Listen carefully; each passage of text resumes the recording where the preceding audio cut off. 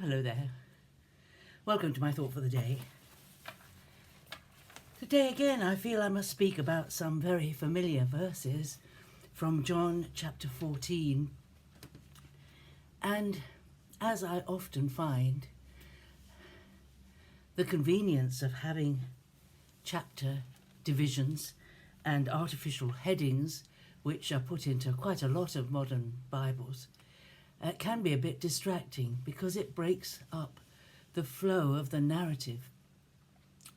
And my advice would always be, use the divisions and the verses and the verse breaks and the chapter breaks to your advantage to be able to find places. That's why they were put there, so that we could find verses in the middle of the text.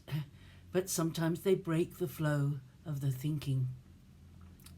And we need to look before the chapter begins to see what happened previous to the thing that we're reading, and not read the chapter we're reading in isolation. So in John chapter 14, we have the very, very familiar, wonderful words of Jesus. Let not your hearts be troubled. Believe in God, believe also in me. In my Father's house are many mansions, or many rooms. If it were not so, would I have told you that I go to prepare a place for you? And when I go and prepare a place for you, I will come again and take you to myself, that where I am, you may be also. These are wonderful words spoken by our Lord Jesus. But we need to look and see what happened before. Before this, we have chapter 13. Chapter 13 tells us about the amazing moment in their lives when Jesus took a towel and knelt at their feet and washed the disciples' feet, demonstrating the kind of leadership that he wanted them to have and that he had. He wanted them, they were his disciples. He wanted them to be like him. And he showed them that his model of leadership is to be a servant, not to lord it over or command, but to be a servant, to take the lowest place, to do the things other people didn't do or wouldn't do. They all knew that they hadn't had their feet washed, but none of them took the towel and the water and began to wash even Jesus's feet. No, they were waiting for a servant to do it. And nobody did it, and Jesus did it. And then he tells them that he's going to be betrayed, and Judas leaves the table, and he talks to them about love. But he does say to them, as soon as Judas goes, that everything's done, it's all set, it's going to happen, he's going to be glorified, and he's leaving them. But his last command to them is, love one another. And then they say, where are you going? And just try to put yourself in their place. That's what I try a lot of the time, is to put yourself in the place of the character you're reading about, in the place of these disciples. They'd been with Jesus for 3.5 years, all day, every day, traveling around the place, preaching, healing, evading capture. And suddenly Jesus says, that's it, I'm leaving. I'm going, and where I'm going, you can't come. And I wouldn't be at all surprised if there was not panic in their hearts when they suddenly thought, where's he going? And they say, but where are you going? Verse 36 of chapter 13.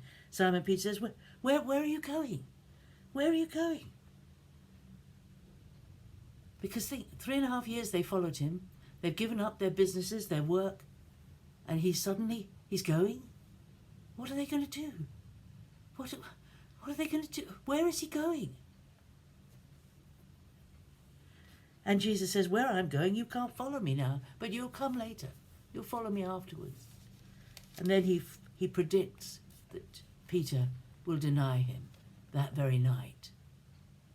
And immediately after he says that, he says, let not your hearts be troubled. Believe in me.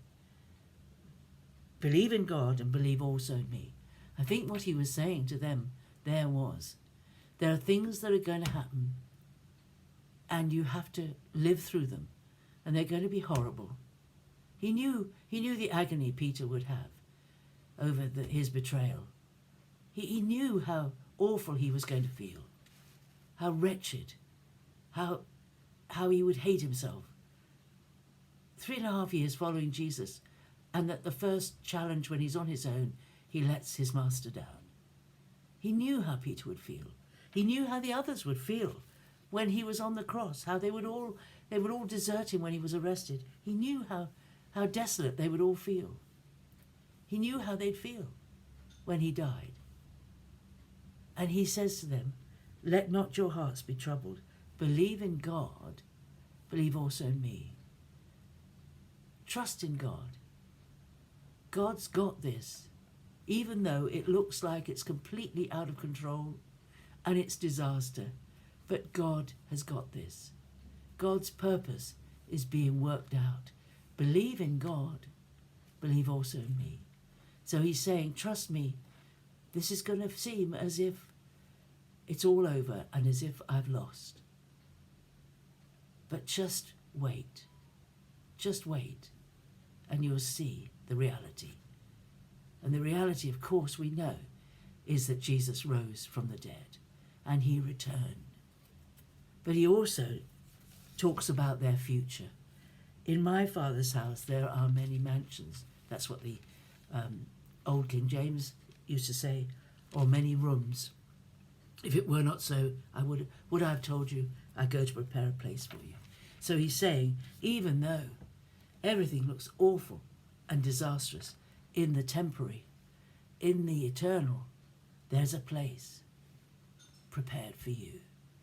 And it's unfortunately that King James calls it a mansion, because the Greek word simply means a place to live, a dwelling place, a place to stay, a permanent place.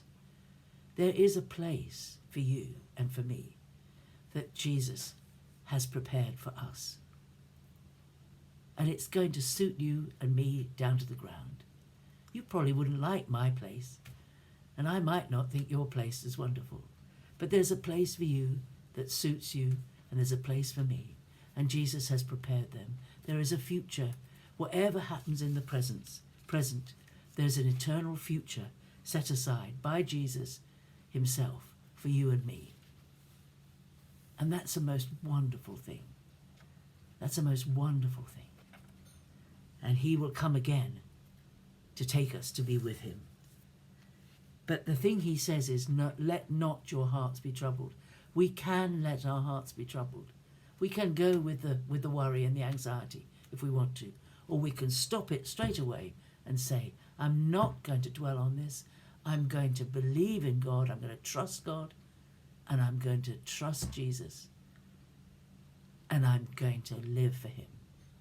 I'm not going to let my heart be troubled. We can stop that. We can stop our hearts being troubled. If we couldn't, Jesus would not have said it. So, have a great day. See you tomorrow. Bye-bye.